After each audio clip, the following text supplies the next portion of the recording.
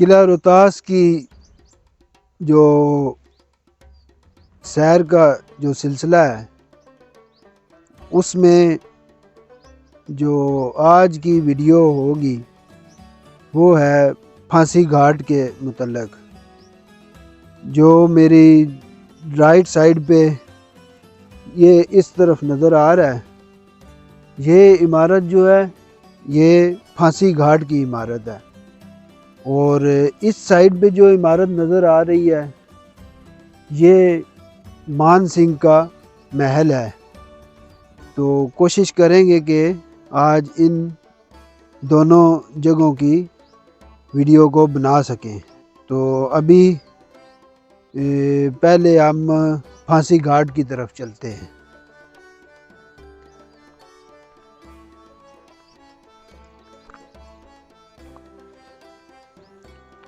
پھانسی گھاٹ کی جو عمارت ہے وہ کچھ اس طرح کی نظر آئے گی، جس کو شیر پنجرہ کا نام بھی دیا گیا ہے۔ یہاں سے یہ سیڑھیاں اس کے اوپر چڑھتی ہیں،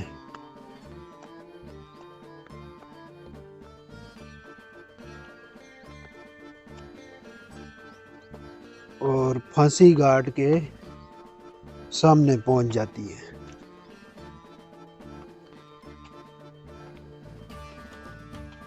یہ والی عمارت جو ہے یہ کافی اونچائی پہ بنی ہوئی ہے، اور سیڑھیاں بھی اس کی چڑھ کے تو سامنے یہ دروازہ اس کا آ جاتا ہے۔ اس کے دروازے سے اندر داخل ہو کے تو یہاں پہ یہ اس طرح کا ایک گنبد نما کمرہ ہے یہ،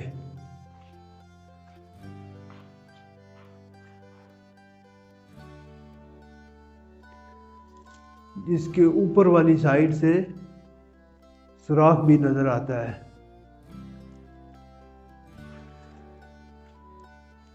اور یہ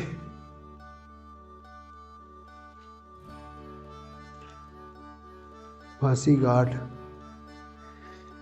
کہا جاتا ہے کہ اس میں بھوکھا شیر بھی رکھا ہوا ہوتا تھا، اللہ عالم۔ اور یہ پھانسی گھاٹ کے جو گیٹ ہے اس کا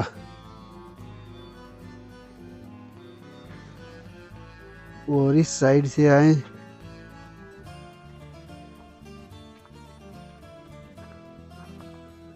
تو یہاں سے اس طرح کا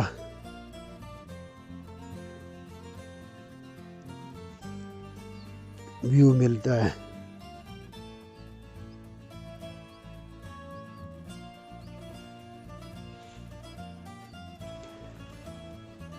اس پھانسی گھاٹ یا شیر پنجرے کی عمارت کچھ اس طرح کا ڈیزائن ہے۔ اس سائڈ سے بھی سیڑھیاں اوپر جاتی ہیں، اور اس سائڈ سے بھی سیڑھیاں اوپر جاتی ہیں۔ ابھی دائیں سائڈ والی طرف سے اس کے اوپر چلتا ہوں۔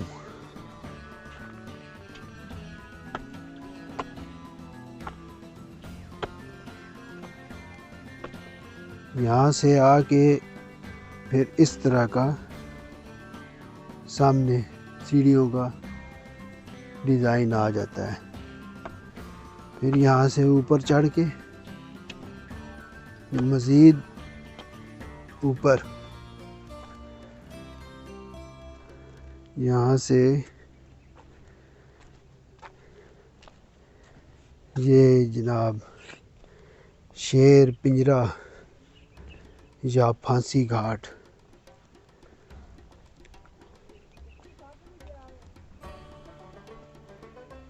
اس سائڈ سے اوپر کی طرف۔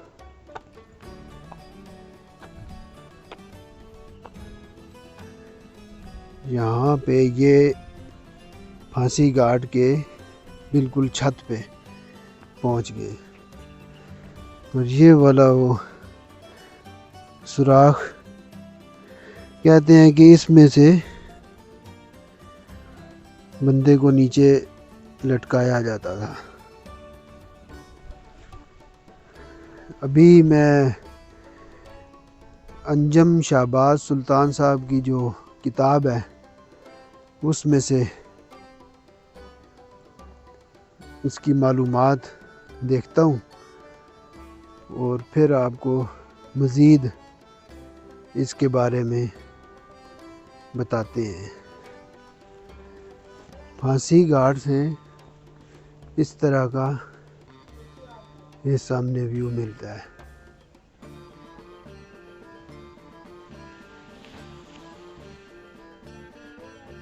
جناب انجم شہباز سلطان صاحب کی کتاب آئینہ روہتاس میں وہ لکھتے ہیں کہ یہ فصیل سے کافی بلندی پر واقع ہے۔ یہ گول کمرہ ہے جس میں ایک بھوکا شیر مقید رہتا تھا۔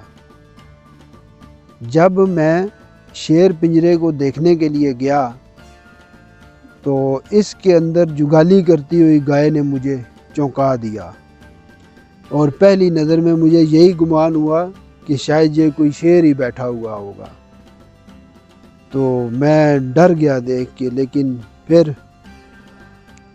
اگرچہ اب وہ دور تو کب کا خواب ہو چکا ہے جب لوگوں کی زندگیوں کو نہایت درندگی کے ساتھ درندوں کی بھیڑ چڑھا دیا جاتا تھا، شیر پنجرہ آج بھی ایک خوف کی علامت ہے۔ اس پنجرے کے اوپر پھانسی خانہ ہے جہاں 3 لمبے بانسوں کے درمیان رسا بندھا ہوا تھا، اور جس کو پھانسی دینا مقصود ہوتا تھا اس کی لاش اس گول کمرے میں جھولتی رہتی تھی، اور لاش کو یا تو ورثاء کے حوالے کر دیا جاتا تھا یا اسے شیر کا لقمہ بنا دیا جاتا تھا۔ تو جرم کو عبرت کا نشان بنانے کے لیے مختلف قسم کی یہ جو باتیں ہوتی تھی یہ کی جاتی تھی، اور ایسے ایسے طریقے اس میں اپنائے جاتے تھے کہ جس میں لوگوں کو وحشت محسوس ہو اور ڈر بھی محسوس ہو۔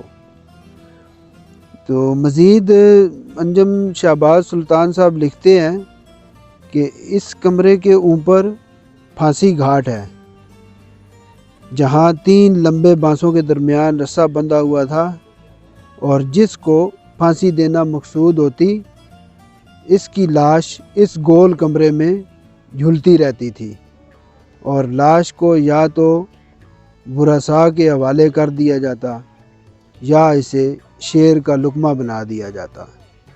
روایت ہے کہ ایک معصوم سوری شہزادی کو بھی منتقم مزاج فاتح دشمنوں نے یہاں ایک بھوکے شیر کے سامنے کھڑا کر دیا تھا، جس نے اس شہزادی کو نہایت درندگی کے ساتھ چیر پھاڑ ڈالا۔ اس واقعہ کے بارے میں یاور حسین ساکی مرحوم صاحب جب شاہی خاندان کے افراد کو بھوکے شیر کے پنجرے میں ڈال دیا جاتا تھا کے عنوان کے تحت کچھ لکھا ہے جو تاریخ کی کتابوں میں موجود ہے۔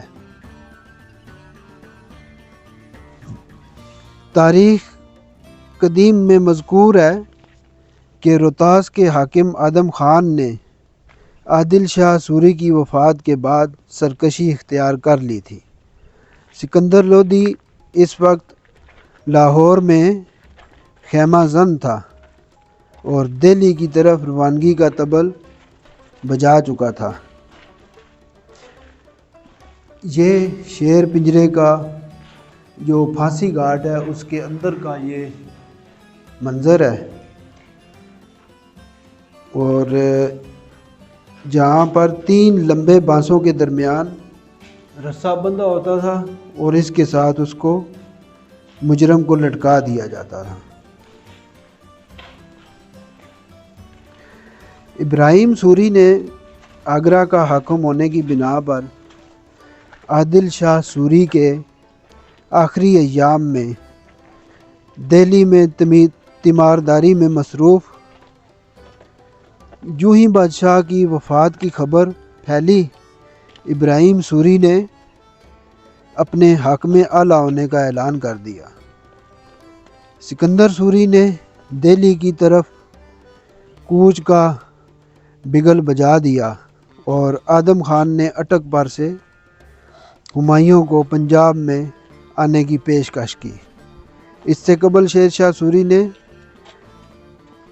سلطان سارنگ کی چھوٹی بیٹی کو اپنے عقد میں لے لیا تھا، مگر آدم خان گورنر اور سوری بادشاہت کا ظاہراً کارندہ ہونے کے باوجود انتقام کی مالا ہر وقت جپا کرتا تھا۔ اسے جب موقع میسر آیا تو اس نے اسی وقت عادل سوری کی بیوی جو رانی محل میں مقیم تھی، جب اسے عادل سوری کی موت کی خبر آدم خان تک پہنچی، گھسیٹ کر اس کو رانی محل سے باہر نکال کر ایک گڑھے میں لا کر کھڑا کیا۔ شہنشاہ کی بیوہ کی عمر اس وقت 24 سال تھی، زمانے کے بدلتے رنگ دیکھ رہی تھی، اور ایک بڑا ہجوم اور فوج کے سپاہی گڑھے والی زمین کی چاروں طرف کھڑے اپنی ملکہ کا آخری دیدار کر رہے تھے۔ عفت سوری ملکہ ہند عادل شاہ کی نوجوان بیوہ کو ایک ہجوم کی موجودگی میں بھوکے شیر سے دو ہاتھ کرنے کے لیے چھوڑ دیا گیا تھا۔ نازوں کی پلی زندگی کی 18 سال بادشاہت کے زیر سایہ بسر کرنے والی بے دست و پا ہزاروں ناقدوں کی نظروں کا مرکز نگاہ بنی ہوئی بھوکے شیر کے آگے اپنی جان بچانے کے لیے بھاگ دوڑ کر رہی تھی۔ چند لمحوں کی کشمکش میں شیر نے بھی شہزادی کو دبوچ لیا اور اس کے جسم کو چیر پھاڑ ڈالا۔ یہ ستمبر 1557 کی شام کا واقعہ ہے۔ ایم یاور صاحب کی جو کتاب غیبی شاہکار، اس میں سے یہ مضمون لیا گیا۔ وہ پھانسی گھاٹ کی عمارت کا ڈیزائن بھی بہت زبردست ہے۔ اس کے ساتھ یہ نیچے سیڑھیاں اترتی ہیں، اور یہ سیڑھیاں نیچے اتر کے تو اس وقت ہم شیر پنجرے کی چھت کے اوپر ہیں، اور یہاں سے سیڑھیاں پھر اوپر جا رہی ہیں، اور یہ بڑے بڑے اور مضبوط فصیل کے کنگرے۔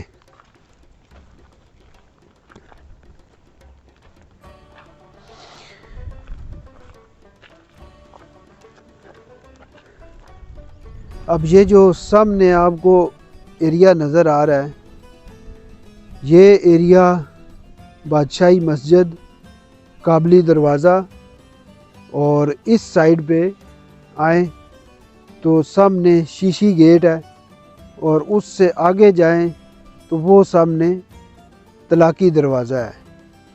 یہ جو ایریا ہے یہ اندر کوٹ قلعہ کہلاتا تھا، جو سب سے پہلے شیر شاہ سوری نے جب اس قلعے کو تعمیر کرنے کا حکم دیا تھا تو یہ والا جو ایریا ہے یہ بنایا گیا تھا۔ لیکن جب بادشاہ نے یہ دیکھا کہ یہ تو بہت ہی کم رقبہ پہ ہے تو اس نے غصے کا اظہار بھی کیا. تو اس نے دوبارہ حکم صادر کیا کہ اس کو مزید اور جو پھیلاؤ، اس کا رقبہ پھیلاؤ. اور یہ اندر کوٹ اس طلاقی دروازے سے سٹارٹ ہو کے اس جگہ سے اس کے درمیان یہ والی عمارت بھی آتی تھی پھانسی گھاٹ کی. اسی اندر کوٹ جو قلعہ ہے اس کی اس سائڈ پہ سامنے وہ اس کا صدر دروازہ تھا، چاند ولی گیٹ اس کا نام تھا.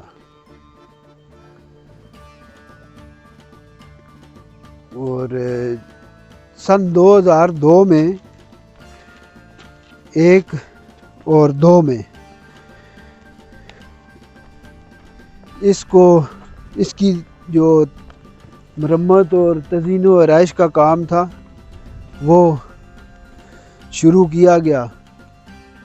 تو جس کو جناب آہستہ آہستہ چلتا چلتا آج بھی وہ کام جاری ہے. اور اس سائڈ پہ ابھی مزید لوگوں کے لیے آمد و رفت کی سہولت پیدا کرنے کے لیے یہ سامنے ابھی بھی کام جاری ہے. تو یہ تو بہت اچھی بات ہے کہ کم از کم جو جتنا یہ تباہ ہو چکا ہے ابھی مزید یہ تباہی سے کچھ عرصہ کے لیے اور بھی بچ سکتا ہے.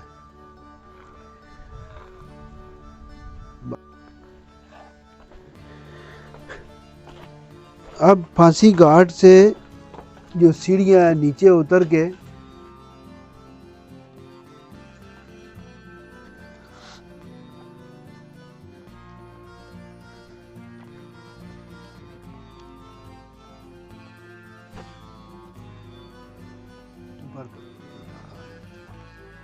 قلعہ روہتاس کے پھانسی گھاٹ کو دیکھنے کے بعد ایک اور اس کا پوشیدہ دروازہ ہمیں ملا ہے. یہ جناب اس کا ابھی ہم فصیل کے اندر اس پوشیدہ دروازے کو دیکھتے ہیں. یعنی کہ ایک اور چور دروازہ، اس میں ایک چوکیدار کے بیٹھنے کے لیے یہ جگہ اور دوسرے کے لیے یہ جگہ، اور اس سے فصیل کی چوڑائی کا بھی اندازہ ہو جاتا ہے. یہ ابھی ایک مکمل فصیل کی چوڑائی میں سے جا کے یہ آگے ایک اور پوشیدہ دروازے کا خوبصورت منظر. جو پوشیدہ دروازہ لنگر خانہ کی عمارت کے اوپر موجود ہے یہ اس سے قد کاٹھ میں کم ہے، لیکن یہ اس کا قبضہ اور اسی طرح دوسری سائڈ پہ. اور اس پوشیدہ دروازے سے باہر اس طرح کا ویو ہے. دائیں سائڈ پہ یہ ایک بہت بلند فصیل کا نظارہ، اور بائیں سائڈ پہ ایک یہ پھانسی گھاٹ کا بلند و بالا برج. تمام تر کھائیاں اس سائڈ پہ، اور یہاں سے دیکھ کر مشکلات کا اندازہ آسانی سے لگایا جا سکتا ہے کسی بھی حملہ آور کے لیے. اور بھاگنے والوں کے لیے پوشیدہ دروازہ بہت فائدہ مند.